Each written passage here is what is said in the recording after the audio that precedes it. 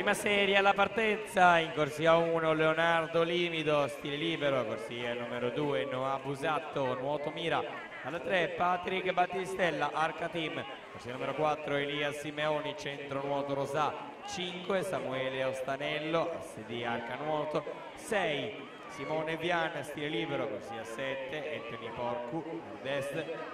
H2O, corsia numero 8 Nicolò Bernardi, Arca Nuoto.